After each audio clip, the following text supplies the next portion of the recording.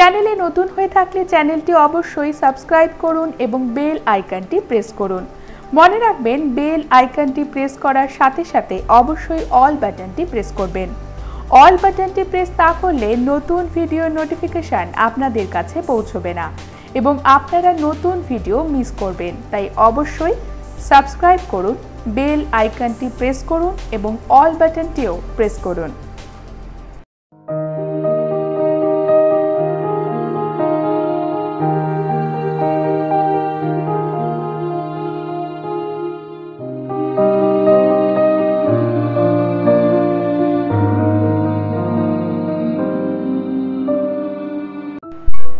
জ্যৈষ্ঠ মাসের শুক্লা ষষ্ঠী। এই শুক্লা ষষ্ঠীতে মেয়েরা যে ষষ্ঠী ব্রত পালন করে তার শাস্ত্রীয় নাম অরণ্য ষষ্ঠী। এর লোকপ্রসিদ্ধ নাম হলো জামাই ষষ্ঠী।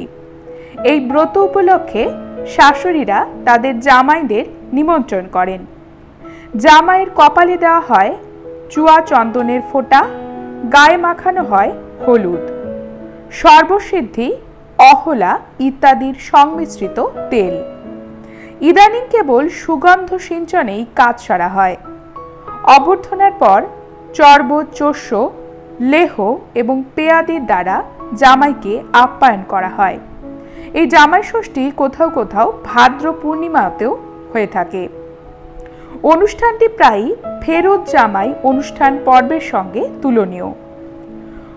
অরণ্য ষষ্ঠী নামকরণের কারণ হল পঞ্চস্বামী দ্রৌপদীর সহ অবস্থানের নির্ধারিত নিয়ম ভঙ্গ করার অপরাধে অপরাধী অর্জুনের অরণ্যবাসের সময় জ্যৈষ্ঠ শুক্লা ষষ্ঠীতে মণিপুরের চিত্রাঙ্গদার সঙ্গে অরণ্যের মধ্যেই অর্জুনের গন্ধর্বমতে বিবাহ হয়েছিল এবং এই দিনেই রাজবাড়িতে মহা সমারোহে অর্জুনকে অভ্যর্থনা করা হয়।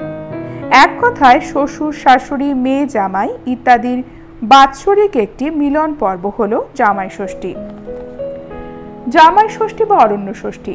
জ্যৈষ্ঠ মাসের এই ব্রতর উপকরণ হল তালপাতার পাখা 7টি, বাঁশের নতুন বের হওয়া শীষ, 60 গাছি দূর্বা, 60টি ধান। ধানগুলো পুটুলি করে বাঁশের শীষের সঙ্গে দূর্বা সহ বেঁধে দেওয়া হয়। এর সঙ্গে যুক্ত করা হয় বোটা সহ জোড়া করমচা। গাছের ডালটি মাটিতে পুঁতে দেওয়া হয়। জনসম্পদ বৃদ্ধির কারণে এই ব্রত পালিত হয়।